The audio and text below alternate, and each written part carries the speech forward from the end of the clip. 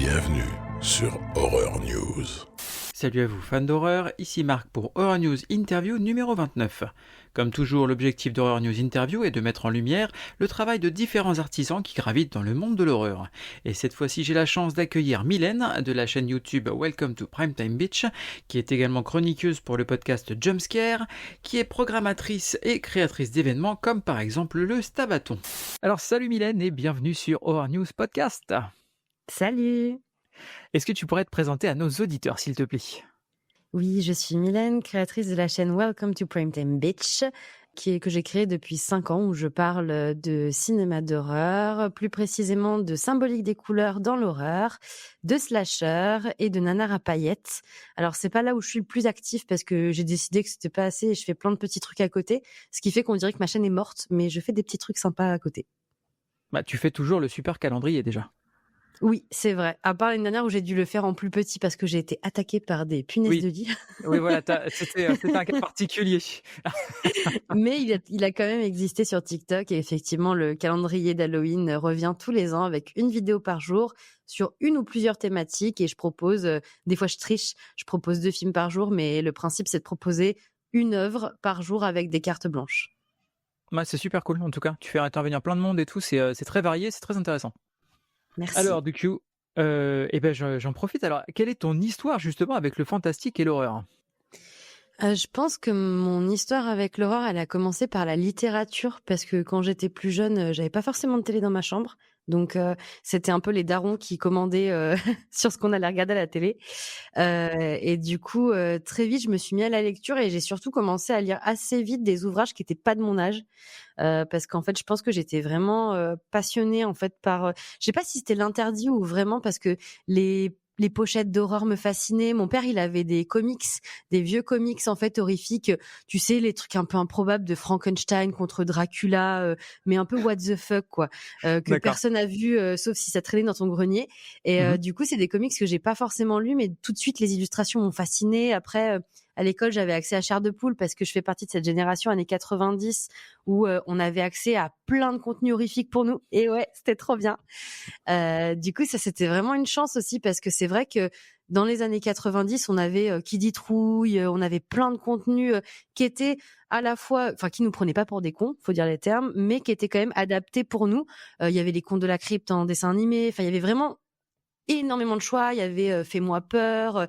Et je pense que c'est vraiment la porte d'entrée pour moi où en fait après j'ai voulu tout lire les Chairs de poule. Je me rappelle même d'un Noël où une tante a essayé de m'offrir genre tu sais Grand Galop, danse ou je sais plus quoi. Et je crois qu'elle a vu à ma tête que c'était pas trop la DA. Et du coup le Noël d'après j'ai eu le droit à pas des Chairs de poule, c'était des collections un peu similaires, un peu moins connues.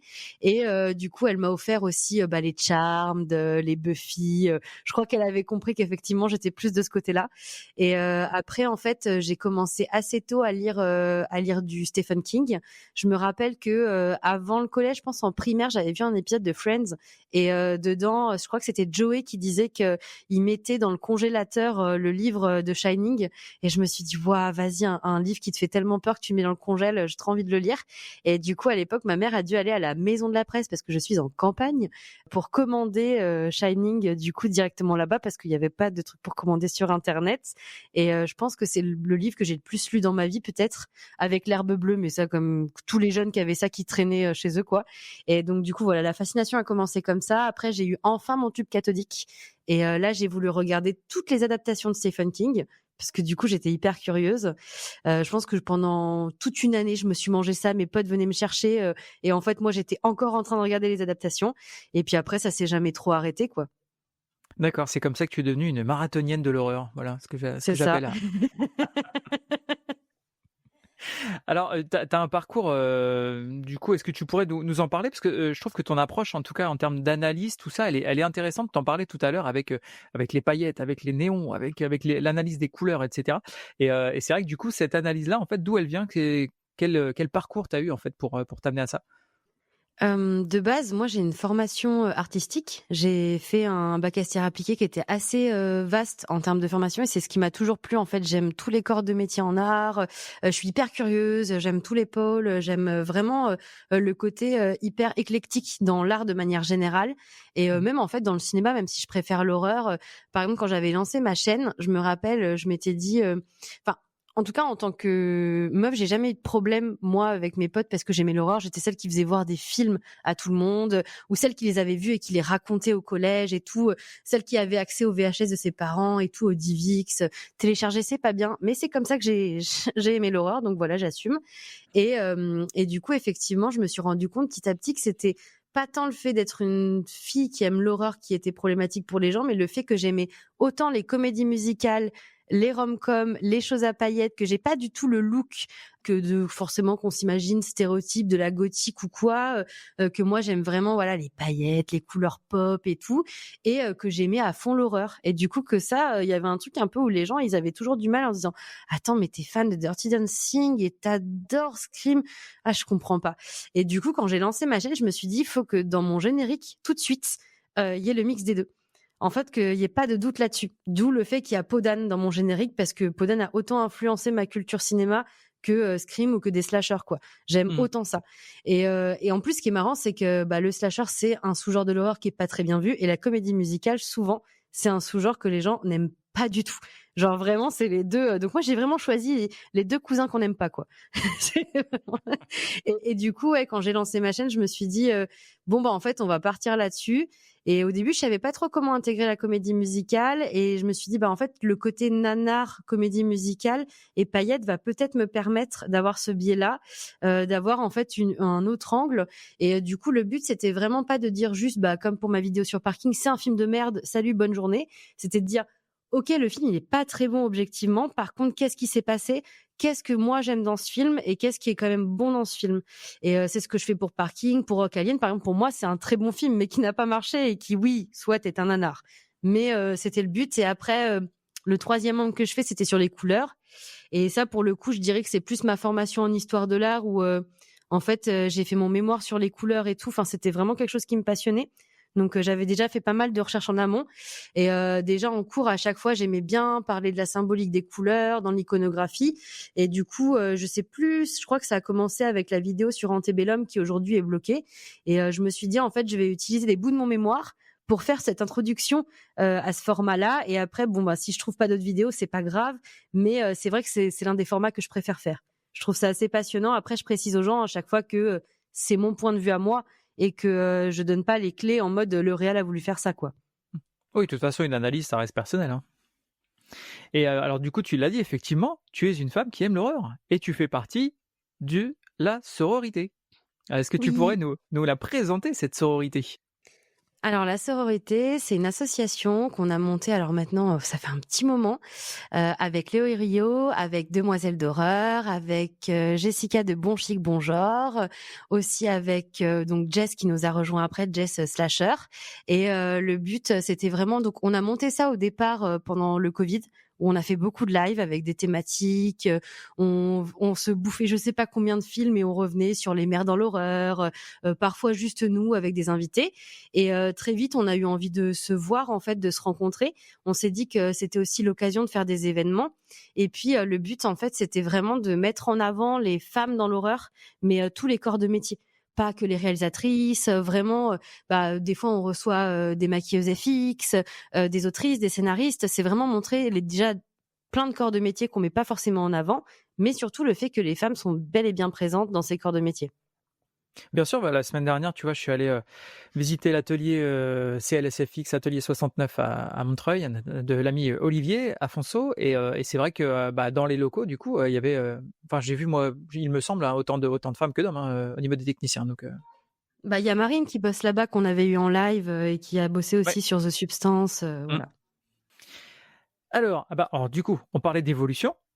Que penses-tu de l'évolution justement du rôle de la femme dans l'horreur, alors que ce soit devant ou derrière la caméra? Parce que c'est vrai que, enfin, en l'occurrence, ces dernières années, on en entend de plus en plus parler avec notamment des récompenses ou des choses comme ça, quoi. Je pense que les femmes derrière la caméra, elles ont toujours été présentes, mais on leur laissait pas trop la place. pour le coup, parce que souvent les gens disent ah bah les femmes maintenant elles aiment bien réaliser de l'horreur. Je pense que pour le coup ça c'est pas totalement vrai. Les femmes elles ont toujours voulu réaliser de l'horreur mais on leur laissait pas la place. Et souvent on s'en rend compte avec des réalisatrices comme Leslie Manning ou encore Stacy Tittle, où en fait c'est des femmes qui ont fait un bon film et en fait elles ont été blacklistées ou on les a jamais recontactées. Alors que quand c'était un homme qui faisait ça, tout de suite, c'était le nouveau génie. Donc, il y a vraiment un phénomène de... finalement, ces femmes, elles ont très peu eu de chance de montrer ce qu'elles pouvaient faire. Par exemple, Amy Holden Jones, après Slumber Party Massacre, bah, elle refera plus d'horreur, quoi. Donc, c'est assez étonnant de voir que c'est souvent un one-shot qui est dû soit à un producteur qui est sympa ou alors quelqu'un qui produit à la chaîne comme Roger Corman. Et aujourd'hui, ce qui est chouette, c'est que justement, on laisse plus de place aux femmes, on les laisse reprendre des sujets en fait qui leur sont propres aussi. Et ça, c'est cool parce que, alors, un film réalisé par une femme n'est pas forcément mieux qu'un film réalisé par un homme. Hein. Mais par contre, ce qui est chouette, c'est que par exemple, voilà, ça n'a rien à voir, mais ça donne des points de vue différents. Et notamment sur des sujets comme la féminité ou encore, tu vois, enfin, moi, j'aime bien l'exemple du remake de Slumber Party Massacre que je trouve très, très cool et qui, en fait, change tous les codes. En fait, il va faire du female gaze, il va du coup montrer des corps d'hommes dénudés dans le slasher, chose qu'on voit très peu. Et en fait, les femmes sont plutôt malines, les mecs sont un peu cons. Enfin, on change tous les tropes. C'est tout aussi bête, mais du coup, c'est chouette parce que c'est des images qu'on n'a pas l'occasion de voir. Et du coup, c'est vrai que c'est cool parce que cette nouvelle vague de slasher qui s'est vraiment lancée en 2017, là, on voit la grosse évolution des femmes derrière et devant l'écran, puisque les Final Girls aussi, on a des Final Girls qui sont vachement plus, on va dire, proactives, qui sont plus des victimes, qui sont plus juste des demoiselles en détresse. C'est déjà un truc qu'on avait vu avec les néo-slashers, mais là, en fait, on a vraiment des vrais personnages qui sont vraiment écrits. Et surtout aussi, un autre phénomène, c'est que c'est des personnages qui sont variés. On a maintenant des Final Girls qui sont des Final Girls qui représentent des minorités, chose qu'on n'avait pas forcément avant. Les Final Girls, par exemple, c'est des femmes qui sont très, très blanches. On a très peu de Final Girl noires. Et ça, c'est aussi quelque chose qui change. Mais parce que il y a plus de réalisateurs racisés, plus de réalisatrices racisées. Et du coup, ça fait que les sujets changent, on évolue. Et ça, c'est quand même très chouette. Et puis, c'est tellement agréable de voir certains festivals qui ont 50% de réalisatrices, 50% de réalisateurs. Encore une fois, ça veut pas dire que les films sont mieux. Ça veut juste dire qu'on a une pluralité de points de vue et de sujets. Et surtout que, enfin, les femmes peuvent traiter des sujets parce que en fait la femme est toujours traitée dans l'horreur, c'est toujours un sujet, la féminité, les règles, l'adolescence, le changement corporel de la femme, c'est un gros sujet du body horror, mais les femmes finalement elles ont pas l'occasion de le traiter elles, quoi. Et alors qu'on voit par exemple l'exemple de Ginger Snaps où c'est une femme qui écrit, en fait c'est un super film, c'est l'un des meilleurs films sur l'adolescence. Donc ça veut pas forcément dire que ça sera mieux, mais ça veut dire qu'on aura enfin un autre point de vue et ça c'est cool. Surtout dans une époque où en fait, tu as l'impression qu'Hollywood a fait le tour et que à part nous pondre des remakes en cascade, ils savent plus quoi, ils savent plus inventer d'histoires en fait. Donc c'est vrai que quand tu te retrouves avec des points de vue différents, moi c'est pour ça que j'aime bien regarder notamment alors que ce soit un homme ou une femme qui réalise, moi pour le coup, voilà, je regarde pas un film pour ça. Mais c'est vrai que j'aime bien dernièrement, je m'intéresse beaucoup au cinéma dans le monde entier. Et c'est super intéressant parce que voilà, encore une fois, c'est rafraîchissant, on a d'autres points de vue et du coup on arrive avec d'autres histoires, d'autres objets culturels. C'est super intéressant, quoi. Donc oui, bien sûr, c'est enrichissant. C'est hyper important de manière générale que les minorités, elles aient enfin accès en fait à la réalisation, au scénario et du coup ça modifie aussi totalement la donne. Et il y a un autre phénomène qui commence un peu à se calmer, qui m'a beaucoup fait rire aussi quand les réalisatrices ont commencé un peu à revenir sur le devant de l'horreur, c'est qu'on leur refilait souvent une suite ou un remake que personne ne voulait. Et ça m'a toujours fait rire. Genre c'est vraiment, surtout à la Blumhouse, en mode Black Christmas, tiens on va mettre une femme et on va faire un truc pseudo-féministe un peu nul. Candyman, c'est un petit peu différent, mais pour moi il y a un peu de ça.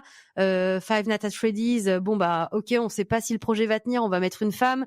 Et il y a un peu ce truc là on leur laisse un petit peu une petite miette, démerde-toi, tu vas te prendre la sauce.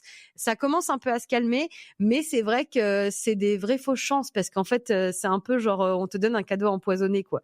Mais en tout cas je regarde pas un film parce que c'est une femme qui le réalise. Par contre ça fait maintenant 2-3 ans que je tiens une liste sur Letterboxd avec toutes les réalisatrices d'horreur. Donc ça m'a pris un long temps parce que j'essaye vraiment de trouver plusieurs pays, plusieurs décennies. J'essaye vraiment d'aller super loin. Genre je suis même au début du XXe siècle. Enfin vraiment, ça me prend un long temps de recherche. Mais j'aime bien du coup maintenant faire attention quand je regarde un film et me dire, OK, c'est un réal, c'est une réal, pour nourrir cette liste. Comme ça me permet d'avoir un truc un peu global sur, comment ça évolue la réalisation avec les femmes. Ouais, c'est vrai que c'est intéressant d'avoir cette démarche de d'abord découvrir l'œuvre et ensuite d'aller voir effectivement, qui est derrière quelque part. Je vois pas mal je discute pas mal avec des créatrices et notamment, dans le domaine de la littérature, horrifique. Est-ce que tu penses justement que l'horreur ce soit un terrain, fertile pour les créatrices et qu'il y ait une espèce d'horreur féminine peut-être, Tu veux dire les créatrices en général sur internet, créatrices de contenu ou? Ouais, que ce soit créatrice de contenu, ou autrice, ou réalisatrice, enfin voilà. En général, est-ce que tu penses que l'horreur, ce soit un terrain fertile d'expression, à ce niveau-là et justement qui permette de véhiculer, pas mal de messages comme on l'a vu avec, The Substance que tu citais tout à l'heure, par exemple? Ah mais bien sûr, en fait, de manière générale, de toute façon, moi je trouve que l'horreur, c'est l'un des genres les plus intéressants. Je sais que souvent quand je parle à des gens qui aiment pas l'horreur, alors déjà je leur demande, s'ils ont un film d'horreur qu'ils aiment bien quand même, enfin ou, quel est leur film presque horrifique qu'ils aiment bien. Ils me disent: «Non, mais j'aime La Mouche, mais c'est pas vraiment un film d'horreur» et après je leur dis: «Bah si c'est de l'horreur, désolée, déso de de te dire qu'en fait tu aimes un peu l'horreur». Mais, effectivement, je pense qu'il y a un truc un peu, oui, sale gosse dans l'horreur, mais aussi un peu, de rage dans ce genre-là, qui fait que, en fait, on peut s'exprimer sans s'excuser et surtout ce que j'aime bien dans l'horreur, c'est qu'on peut aussi traiter des sujets qui sont parfois, très réalistes et pas faciles, comme, les maladies mentales ou comme, la maladie d'Alzheimer, la vieillesse, des choses qui, en fait, seront pas forcément mieux traitées dans des films très réalistes, des drames et qui, bizarrement vont beaucoup plus me toucher par le biais de l'horreur, alors qu'en fait, ça devrait mettre une distance pour moi et je trouve qu'on a tendance à dire que l'horreur, c'est juste, un truc pour les ados, un peu con et moi, je suis pas d'accord. Je trouve que l'horreur, c'est l'un des genres les plus politiques, c'est l'un des genres, vraiment où on peut faire passer des messages, on peut s'énerver, on peut tout faire péter et je trouve ça relativement passionnant. Là, en ce moment, je suis en train de lire un bouquin, qu'on m'a conseillé. Alors attends, je vais vérifier le titre pour pas dire de conneries, qui s'appelle Chlorine, qui est vraiment très chouette. C'est sur, une jeune femme, c'est vraiment un bouquin sur le coming of age qui, Mmh. va du coup, se transformer en sirène et ce bouquin, il me fait beaucoup penser à Ginger Snap. C'est en fait, je trouve que l'autrice, elle est passionnante dans ce bouquin parce qu'elle parle de la difficulté d'être une jeune femme. En plus, elle fait du sport dans ce bouquin. C'est une, fille qui fait de la natation. Donc, le changement corporel de la femme quand tu es sportive, quand tu es tributaire. En plus, c'est une jeune fille, qui est gay, mais qui du coup, est un peu hétéro parce que, du coup, comme ça, c'est plus facile et du coup, c'est hyper intéressant et je trouve que le livre, il est passionnant et c'est vrai que des sujets qui sont pas forcément simples à traiter, comme les teen movies ou qui des fois sont un peu juste, des rom-coms, à travers l'horreur, ça parle en fait de la difficulté d'être adolescent. Donc, oui, je pense que des fois mettre, 100 litres de sang, ça aide plus à faire passer un message et des fois être bourru, ça aide plus aussi comme The Substance à dire: en fait le patriarcat nous fait chier, voilà ce qui se passe et voilà, c'est ce que j'aime dans l'horreur aussi. Ça passe pas toujours mais moi j'adore. C'est un véhicule intéressant en tout cas. Est-ce que tu as des femmes justement, réelles ou fictives que tu admires du coup dans ce milieu horrifique qu'il y a? Ah, c'est dur. En vrai, fictive, j'adore Elvira. C'est une réponse si bateau. Je suis si prévisible. Non, Elvira, pour moi, c'est vraiment notre daronne à toutes, hein. Enfin, franchement, c'est celle où tu te dis: «Putain, c'est vraiment la queen». Elle ne s'excuse jamais d'être ce qu'elle est. C'est une witches et elle est incroyable aussi. Elle est hyper charismatique. Je pense que je rêverais, d'être une host comme Elvira, l'est. Mais sinon, c'est super dur. En fait, il La y en a question plein. piège. Ouais, grave. Non, mais tu vois, après, en plus, il y a des trucs où c'est vraiment des personnages que j'aime énormément. Est-ce que vraiment je les idolâtre? Tu vois, j'allais dire Tiffany dans Chucky. Bon, je l'idolâtre pas non plus, tu vois, mais c'est vraiment un personnage que je trouve incroyable. Pareil, je reste sur des trucs très random. Mais attends, je vais checker dans mon cerveau là. Punaise, c'est dur. Alors, Elvira, pour info, elle sort un livre, pour les enfants pour apprendre l'alphabet. Tu Ah sais, ouais? vraiment un truc à la rentrée, je crois que c'est septembre il me semble que c'est en septembre que ça sort. Mais apprendre l'alphabet avec Elvira, ouais. Ah, trop bien. Non, mais j'aime tellement, en fait, j'aime tellement et Elvira et Cassandra Peterson. Enfin, je trouve qu'en fait, c'est une femme qui est complètement fascinante, qui Ouais, a c'est vrai. vraiment poussé les barrières, poussé les codes, qui était un peu en mode je m'en foutiste, mi en fait je m'excuse pas d'être là. Et je trouve qu'en plus pour l'époque où elle s'inclut, enfin c'est incroyable. En plus il y a très peu de temps, elle a fait son coming out, elle est impliquée, elle fait des émissions de drag show. Enfin, elle faisait du drag avant que le drag soit vraiment mis en avant comme ça à la télé, tu vois. Enfin, je la trouve complètement fascinante et je sais que c'est complètement bateau, mais je pense que c'est la première fois où je me suis dit waouh, c'est une icône de l'horreur qui vraiment en fait en a rien à faire, ne s'excuse pas de sa façon de parler ou de s'habiller, d'être et d'exister. Et je me suis dit vas-y, en fait on veut tout être Elvira quoi. Et je pense que c'est une réponse pour beaucoup de femmes fans d'horreur. Elvira, c'est vraiment encore une fois notre queen à toutes quoi.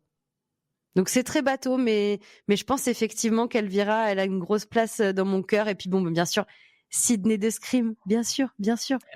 Ça m'étonnait que tu la cites pas aussi. Oui, bah non, forcément, c'est obligé. Après, il y a Buffy aussi. Faut pas déconner, il y a Buffy. Hein. Ah, voilà. Même si je préfère Willow à Buffy. Voilà, je dois tout de suite dire que mon perso préféré, c'est Willow. Ok, hot take, je note. Alors, on va parler un petit peu de jumpscare, du coup, une de tes casquettes. C'est vrai que tu analyses pas mal de films d'horreur avec des thématiques et des qualités très variées. Je sais pas de quoi tu parles. Non, je dis ça comme ça. Que ce soit sur ta chaîne ou même du coup au sein du podcast Jumpscare. Donc, d'où te vient cet éclectisme? Tu l'as dit tout à l'heure, justement, tu étais assez éclectique dans tes goûts.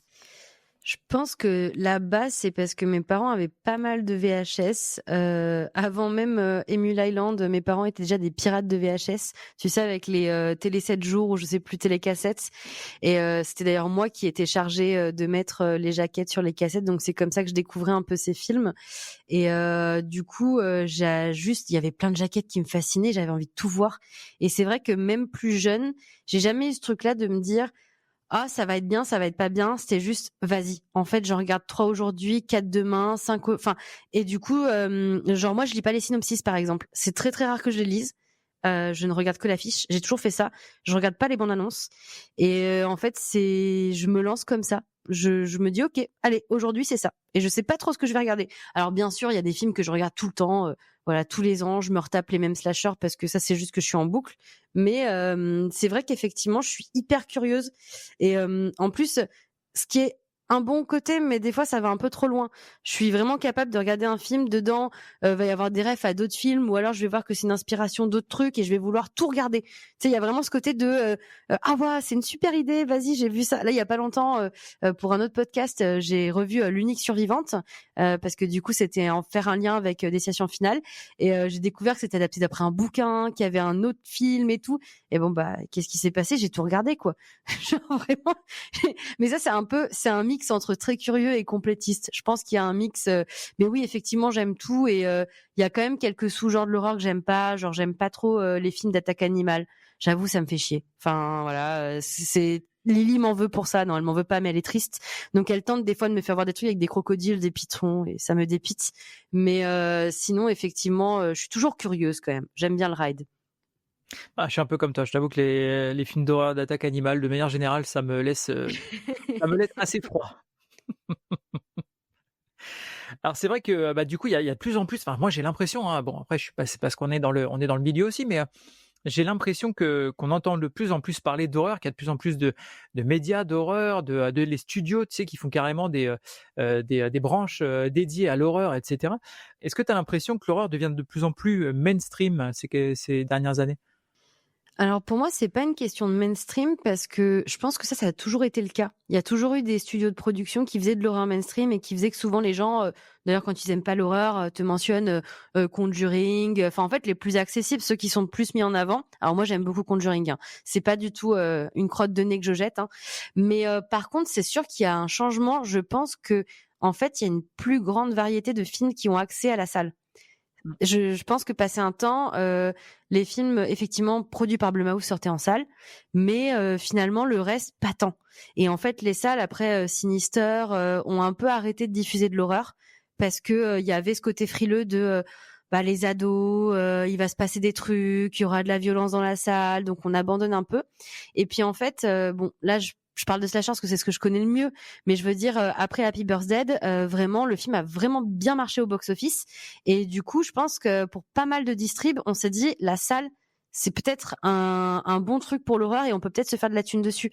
Et c'est vrai qu'il y a des films maintenant que je vais voir en salle qui n'auraient jamais eu de sortie avant, genre comme Coffee Table. Alors ça vient aussi du fait qu'il y a plein de distributeurs indépendants qui font aussi des séances qui n'étaient pas prévues avant, mais c'est vrai que le fait qu'il y a peut-être, je crois que ça fait 5-6 ans, Pathé met en place les vendredis de l'angoisse. Après, on a eu UGC qui a rajouté le label UGC Frisson avec du coup des films cultes en belle version restaurée qui sont diffusés. Ça, c'est une grosse modification. Après, maintenant, de l'intérieur, je vais te dire que je trouve que il y a un côté un peu hypocrite parce que pour essayer de pas mal faire de séances à Lyon ou ailleurs d'horreur et pas forcément les films qui sont toujours diffusés. Bon après je m'adapte, des fois je propose des choses plus mainstream. Bah il y a toujours ce truc là de ça nous fait chier de faire de l'horreur. On n'a pas trop envie. Le ciné de genre ça nous saoule.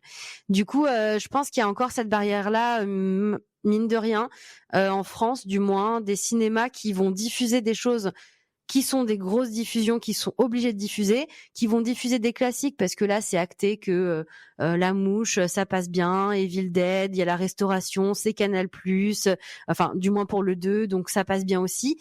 Mais effectivement, moi je vois que du moins à Lyon, je me heurte quand même avec c'est de l'horreur. Donc et pourtant je commence à faire pas mal de séances sur Lyon, donc c'est encore le genre qui est pas forcément bien vu quoi.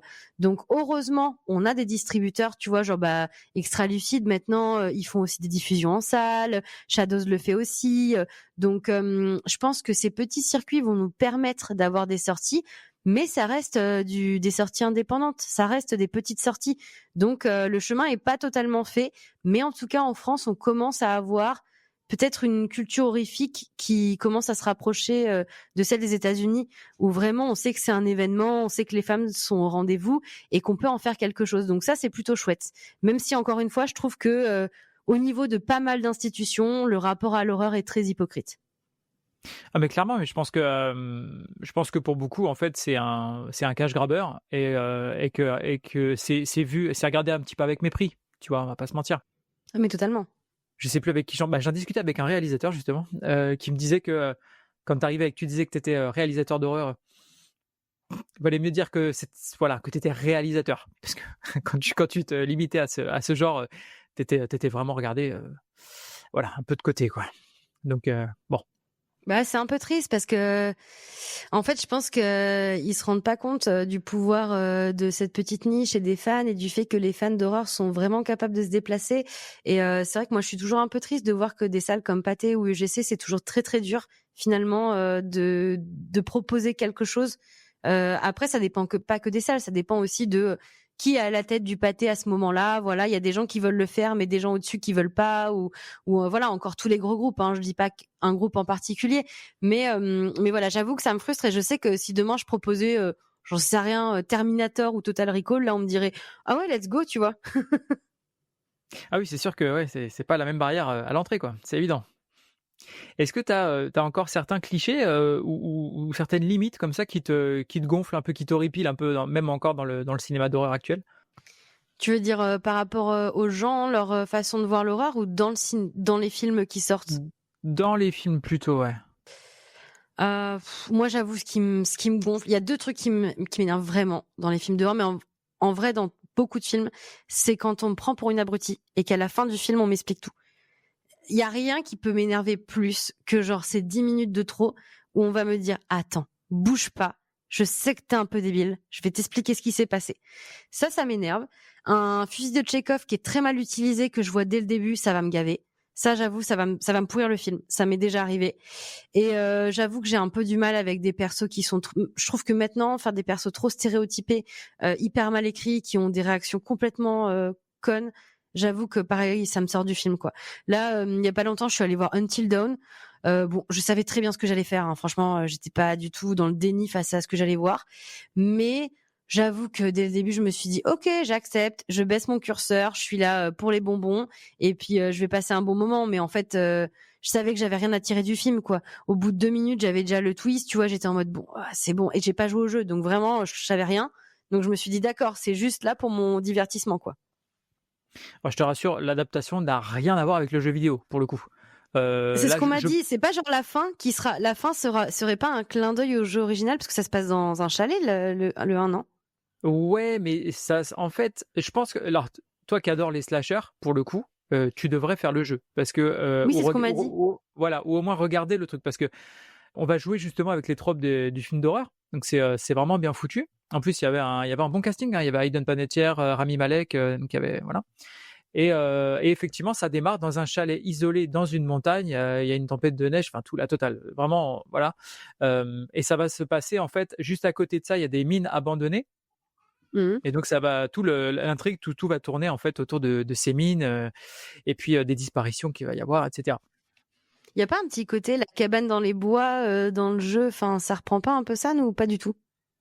Bah, c'est-à-dire que au début, tu penses que c'est un slasher basique, c'est-à-dire que tu as une espèce de personnage avec un masque assez massif et tout ça qui court un peu après les personnages. Et au bout d'un moment, il y a un twist où là, tu vas avoir tu pars sur du surnaturel et avec des créatures. Mais tout ça, en fait, l'histoire, elle se tient vachement bien, si tu veux. C'est vraiment bien écrit, je trouve. Mais donc, C'est oui, trop donc, dommage du coup que le film en ait rien fait, tu vois. En plus, enfin, il y a tout ce truc-là du perso qui a des soucis sur le plan mental, et du coup on sait pas trop, tu vois. Enfin, ça c'est aussi un truc. J'ai beaucoup de mal avec les films qui utilisent en plus de manière biaisée la maladie mentale. Ça c'est un truc que je pense, plus je vieillis, plus ça m'agace. Genre vraiment quand ça devient trop pour en faire un psychopathe ou quoi, et que c'est vraiment juste, t'as ouvert le dictionnaire, t'as lu le premier mot à côté de schizophrène, tu vois. Enfin, je trouve que non seulement c'est un peu dangereux parce que ça crée des faux monstres plutôt que de comprendre les maladies, et en plus c'est trop facile pour un scénariste de faire ça. Je trouve que c'est vraiment la flemme à fond, quoi. bah après, moi je sais que ça m'arrive souvent de râler devant les films, surtout les films récents, et où je me dis putain, les scénaristes, sans déconner quoi. Non mais les mecs, non mais si c'est pour faire ça, en fait, donnez-moi l'argent, je vais le faire le boulot. Je veux dire, c'est quoi ça? Non mais Prends des vraiment les mecs. vacances, casse-toi. Non mais c'est vrai. Tu te dis mais mec, sans déconner, t'as pris de l'argent pour faire ça? T'as pas honte de toi, sans déconner? Non mais attends, c'est trop Ah, je suis facile quoi. d'accord. Les mecs ils te Je suis sortent des tweets d'accord. de leur chapeau, ils te sortent des trucs, tu te dis mais putain, c'est extraordinaire. Bref. Alors parlons un peu de On vous ment. T'es co-organisatrice, si je me trompe pas? Programmatrice, mais je fais aussi partie des bénévoles sur, oui, effectivement, le festival. Voilà, donc festival On vous ment. Est-ce que tu peux nous en dire 2 mots? Alors, le festival On vous ment, c'est un festival qui est dédié aux documentaires et au found footage. Et du coup, l'année prochaine, on fêtera notre 10e édition. Moi, je crois que ça fait 5-6 ans que je suis programmatrice au festival.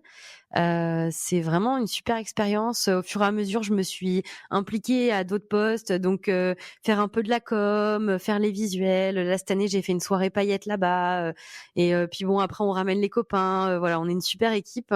Cette année, en plus, on a eu de la chance, on a eu un QG, donc ça a changé totalement l'ambiance du festival. C'était vraiment chouette, très fatigant parce qu'on a eu beaucoup de monde, mais on s'est beaucoup amusé. Les invités étaient super, et du coup, effectivement, sur la progra, après nous, on reçoit, ça dépend des années, mais environ, je dirais 300 longs métrages, entre 170-300 qu'on essaie de tous voir. Moi, je regarde tous les longs. C'est plus les cours où je suis un peu mauvaise élève et je les rattrape tous d'un seul coup, parce que sinon je me fais taper sur les doigts. Non, c'est faux. Nico est super, mais il m'a pas forcé à dire ça. Mais voilà, non, du coup c'est très chouette parce que quand il m'a proposé de faire de la progra, moi j'avais beaucoup d'a priori avec le found footage. C'était vraiment un genre que j'aimais pas.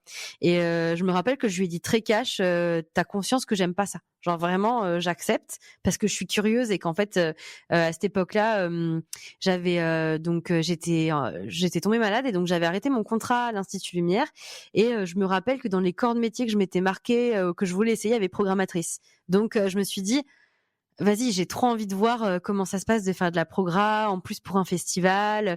Et puis c'était aussi l'une de mes premières expériences hors festival Lumière en festival. Donc du coup, j'ai tout de suite dit oui. Et en fait, ça m'a un peu fait changer d'avis. Alors, j'aime toujours pas le found footage, hein. Je suis toujours hyper chiante quand on reçoit un film. Moi, si ça ressemble trop à Blair Witch ou si c'est toujours les mêmes tropes, tout de suite, je leur dis vas-y, c'est bon, ça me saoule. Mais par contre, j'ai vraiment découvert le documentaire et j'ai vraiment découvert ce sous-genre en fait qui, s'il est maîtrisé, est vraiment incroyable. Et c'est vraiment un genre que je connaissais pas. J'en avais déjà vu quelques-uns, mais je savais pas que ça s'appelait comme ça, quoi. Et c'est vrai qu'en côtoyant Nico, l'équipe de Progra avec les films qu'on reçoit, je me rends compte que notre regard s'est habitué, que maintenant on connaît aussi les tropes, on se rend tout de suite compte si un film est bon, si le message est sympa, si on va avoir quelque chose de nouveau au niveau du médium. Et c'est vrai qu'on se rend pas compte pour les gens, juste c'est je sais pas, une fausse émission, un faux docu, mais en fait, il y a plein de sous-genres dans le documentaire et ça c'est assez passionnant. Et notamment cette année, on a eu en fait la chance d'avoir Leslie Manning qui est venue pour présenter Ghostwatch et qu'on a aussi une interview pour Jumpscare. Et en fait, du coup, on a fait une petite rétro autour des TV Hawks, donc au cœur de On vous ment. Donc les TV Hawks, c'est des fausses émissions télé. Et c'est vrai que moi j'avais pas du tout conscience. Alors je connaissais Ghostwatch depuis des années, mais je savais pas que c'était un sous-genre en lui-même. Donc pareil, j'ai appris en fait que il y avait plus niche que l'horreur, il y avait pire, il y avait le documentaire, et qu'en fait au sein du documentaire, il y avait encore des trucs encore plus niche. Donc voilà, c'est passionnant et c'est aussi ce qui te fait dire que des fois t'as plein d'a priori et puis en fait quand t'as la bonne personne pour t'amener en fait vers un autre genre, bah du coup t'y prends du plaisir, quoi. Ouais, c'est le partage de la passion. Voilà. Totalement. Ça marche. Alors ça tombe bien parce que justement je voulais te demander si t'aimais ce sous-genre. Bon bah tu m'as répondu en même temps. Ça marche. Alors passons un petit peu à l'actu. Justement, là on a évoqué, il me semble, le Stabaton. Alors là tu en es la créatrice pour le coup. Il me semble que je me trompe pas. Oui, c'est ça. Est-ce que tu pourrais nous le présenter un petit peu, ce Stabaton ? Oui, alors le Stabaton, c'est un festival que j'ai créé il y a maintenant 3 ans avec l'aide de Michael Baudry, donc qui est le gérant du cinéma de Dompierre-sur-Bèbre. Le Stabaton, c'était un projet que j'avais depuis, je pense, que j'étais ado, depuis que j'avais vu Scream 4, où j'avais dit à mes potes, un jour, on va prendre une grange et on va regarder tous les Scream. À l'époque, il n'y en avait que 4, mais j'avais pour projet quand même de tous les regarder, c'est pas grave. Et ou alors, j'étais déjà prête sur le fait qu'il y en aurait plein, genre, je sais pas. Et donc du coup, c'est un projet qui a un peu resté, qui a muté parce qu'après j'avais prévu, je m'étais dit bon, on va faire ça dans les champs des gens, on va en fait rendre accessible le cinéma à des villes qui n'ont pas de cinéma. Et en fait à cette époque-là, j'avais quand le projet a commencé, c'était peut-être même avant le Stabaton, j'avais 17 ans, j'habitais à Clermont, je savais même pas ce que c'était que les droits des films et on n'avait pas de pote avocat, on connaissait rien. Donc je me rappelle, j'allais quand même prospecter auprès des cinés, mais en fait j'étais trop jeune, je connaissais rien et bon après le destin a fait que j'ai travaillé aux droits des films à Lumière, donc après j'ai appris un peu plus comment ça marchait et mais du coup c'est toujours resté dans un coin de ma tête. Et quand j'ai bossé à Lumière, ma chef m'a dit toi, c'est super pour toi, mais tu vas aussi vachement te faire chier parce qu'en fait, t'es faite pour les festivals. Et j'ai jamais trop compris cette phrase. Maintenant, je sais, en fait, je vois que je suis tarée, en fait, du fait d'être toujours en burn-out. Mais c'est pas ça, ne faites pas ça les enfants. Mais du coup, effectivement, j'aime le côté colonie de vacances des festivals, j'aime faire des événements, j'aime l'avant, j'aime le pendant, j'aime l'après, j'aime quand les gens disent qu'en fait ils étaient fatigués, qu'ils ont passé une année pourrie, mais qu'en fait là ça leur a fait trop du bien. Alors c'est pas le fait qu'ils ont passé une année pourrie que j'aime, hein, mais que ça leur a fait une petite bulle. Et effectivement, après ça faisait 2 ans que je cherchais à faire prendre forme ce Stabaton. On en avait beaucoup parlé avec Marie Casabonne, c'était devenu un peu un running gag sur Twitter à l'époque. On n'arrêtait pas de dire que Marie allait l'organiser ou peut-être moi, enfin on savait pas. Et puis je suis allée faire une édition de Panic Cinéma.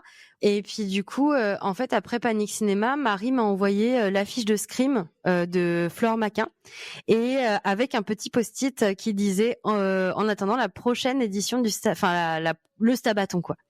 Et à partir de là, je me suis dit ok, bon allez, je m'y mets, je commence à chercher un peu des salles, voir si c'est faisable, voir si les droits des films sont trouvables, ce qu'on peut faire, quoi. Et en fait, je parlais bien avec le gérant du cinéma de Dompierre qui était très très fan d'horreur. Je lui ai acheté pas mal d'affiches et souvent on faisait des topos des films d'horreur ensemble. Je lui disais ah celui-là tu le programmes pas, il est vachement bien, mets-le. Lui me disait ah punaise si je l'ai pas vu, vas-y. Voilà. On parlait tout le temps d'horreur. On parlait de Gérard May, enfin voilà.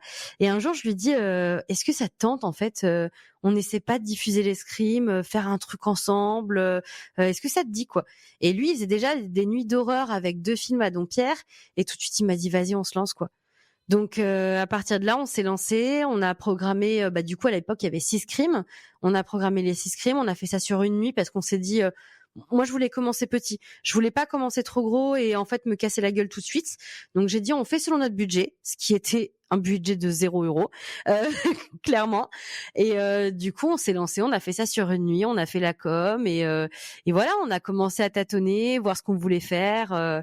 Et après, très vite, moi je lui ai dit de toute façon c'est un truc que je vais faire tous les ans. Donc au début, on avait dit on diffuse Scream tous les ans. Après, on s'est dit tout le monde va péter un câble, donc on va pas faire ça tous les ans. C'est une très mauvaise idée. Et du coup, après, on a fait Freddy la deuxième année, que là, on a fait sur 2 nuits. On a rajouté des films aussi qui étaient en solo, quoi. Donc on a mis Détention, on a mis Maxine qu'on a eu en avant-première. Ça a été une belle bataille là aussi. Parce que le distributeur a changé entre-temps, ça devait être Universal, c'est devenu Condor Film, parce qu'on se rend pas compte, mais la programmation, les ayants droit, c'est vraiment de l'archéologie. Et souvent, c'est vraiment l'un des plus compliqués, parce qu'en fait, tu peux passer genre 1 an à trouver un film. Et quand tu le trouves, tu n'es pas sûr d'avoir une copie. Ou tu peux le trouver et on te dit finalement c'est bloqué. Et là, pour le coup, j'ai beaucoup de chance parce que je suis aidée notamment par Marie quand j'ai besoin, par aussi Karine d'Extra Lucide Film qui m'aide aussi. Donc, je suis très bien entourée. Et du coup, cette année, on fait notre 3e édition, toujours sur 2 jours. On fait cette fois-ci 2 sagas et on fait aussi quelques films tout seul parce qu'on aime bien mettre plein de films pour épuiser les gens. Ouais, il y a une super prog. D'ailleurs, je vous invite à aller voir justement cette prog sur notamment l'Insta du Stabaton. Voilà. Sur l'Insta et sur notre site où il y a la billetterie, il y a toutes les infos. Voilà, stabaton.fr, mais on y reviendra. De toute façon, tout ça, vous le retrouverez dans la description de l'épisode. Donc, n'hésitez pas à y faire un petit tour. Du coup, toi qui es une marathonienne du ciné, on le disait depuis tout à l'heure, est-ce que tu aurais un secret, une technique de ninja pour tenir comme ça toute la nuit? Moi, je vais vous dire, il y a forcément un film où il faut dormir. Désolée de briser vos rêves, il faut dormir. Il y a forcément un film où tu dis celui-là je l'aime pas, c'est ma sieste. Voilà. Moi c'est souvent ma technique. Quand avant j'allais faire les nuits à l'Institut Lumière et je me rappelle il y avait 4 films et je savais toujours qu'au 3e film c'était l'instant dodo. Je le savais. Donc la stratégie, voilà.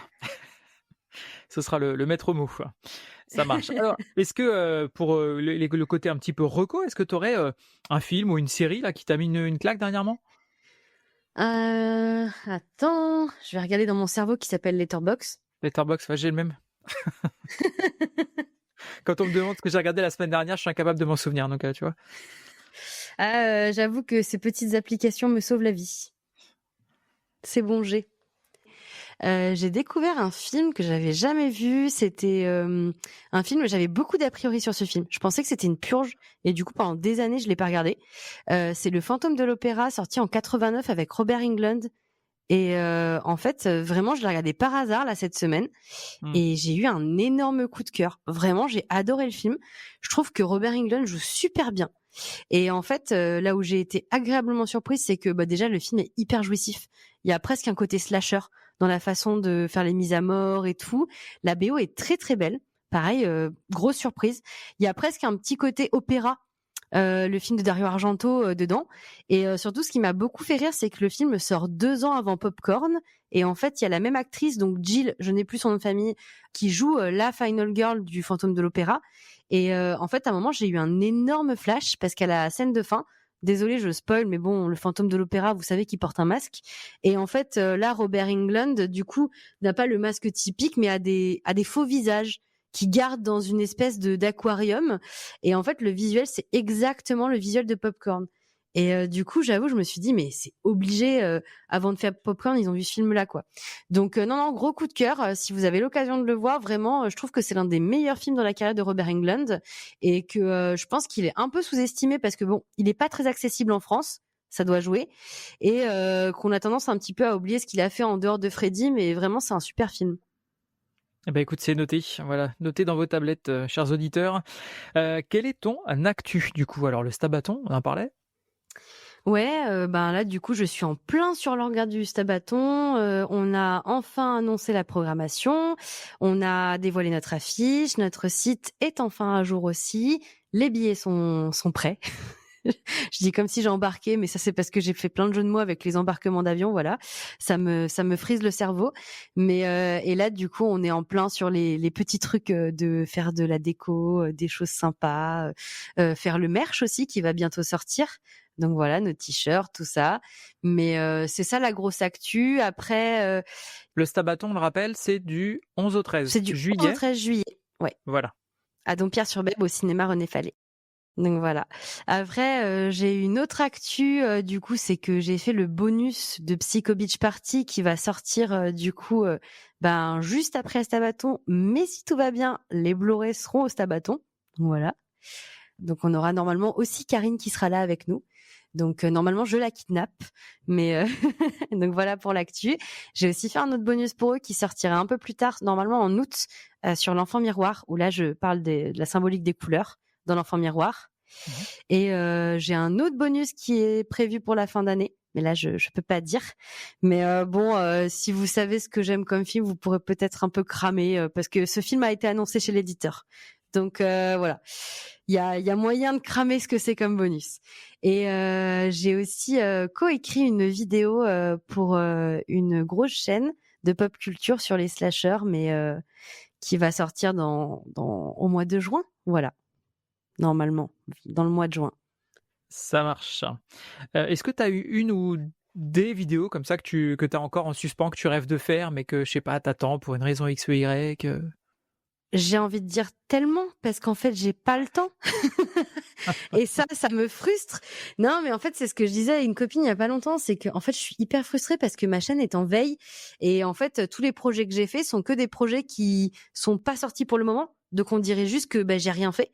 Et genre, tourner mes bonus, tout ça, c'est des choses qui sont dans la boîte depuis un moment déjà. Et donc, c'était des trucs pour moi, mais qui étaient pas forcément visibles sur ma chaîne. Donc, en fait, ma chaîne en a pâti. Parce qu'avec le podcast, le Stabaton, j'ai moins le temps. Mais j'avoue que dans les vidéos que j'aimerais faire, il y a par exemple une vidéo sur la symbolique des couleurs dans The Thing. Ça, c'est un truc que je veux faire depuis longtemps. Et j'ai pas mal avancé sur ma vidéo sur la symbolique des couleurs dans The Substance. Mais pareil, j'ai pas eu le temps, quoi. Enfin, là, j'ai un gros dossier qui m'attend et je l'ai pas du tout fini.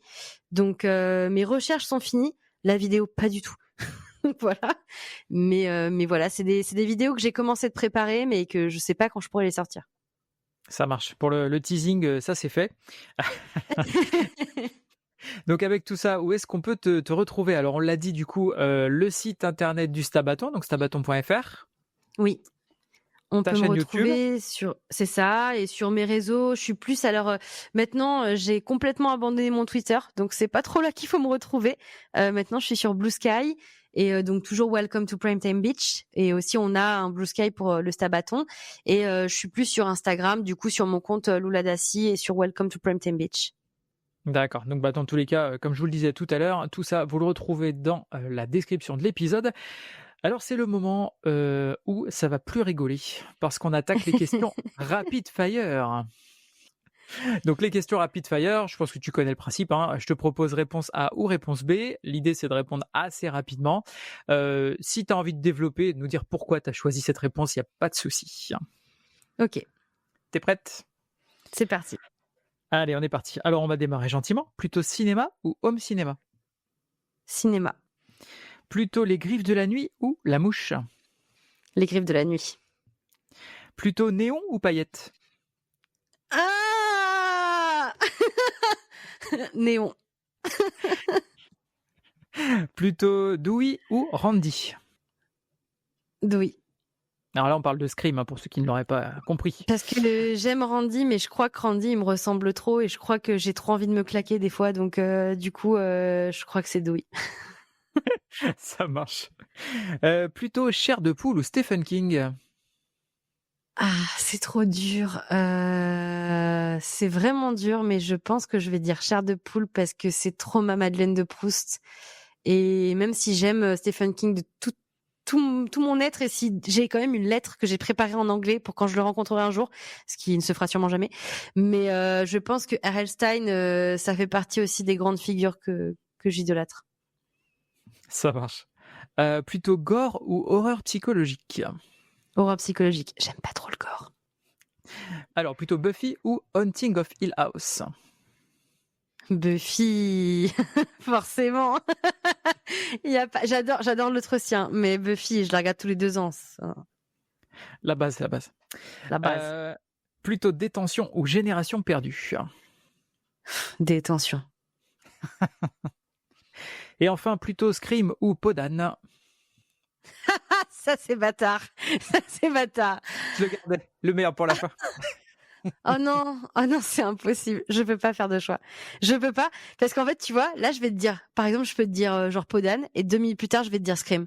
Donc en fait, pour le coup, c'est vraiment, je pense que dans mon cerveau, il y a 50% dédié à Podane, 50% dédié à Scream. Donc c'est impossible. Voilà, je peux pas faire de choix. Désolée, j'ai pas. Voilà, c'était le choix cornélien. Je t'ai coincé sur ce dernier. Et ouais, je n'ai pas réussi. Sorry. Ça marche. Écoute Mylène, merci beaucoup d'avoir pris de ton temps pour répondre à mes questions. Dans tous les cas, j'invite nos auditeurs à aller voir les différents liens qui sont dans la description de l'épisode pour venir nous rejoindre au Stabaton, parce qu'on va y être nombreux. On va retrouver toute la Dream Team avec les copains de Booktopus, des Mignonstres, enfin voilà quoi. On va tous à la beach party. Et on va tous à la beach party, exactement. Et merci à toi surtout. Écoute, merci beaucoup et puis je te dis à bientôt. À bientôt. Merci à vous d'avoir suivi cette émission. Je vous invite à suivre aussi bien mes invités que moi-même sur les différents réseaux sociaux que vous trouverez dans la description de l'épisode. Et si cet épisode vous a plu, n'hésitez pas à le partager autour de vous.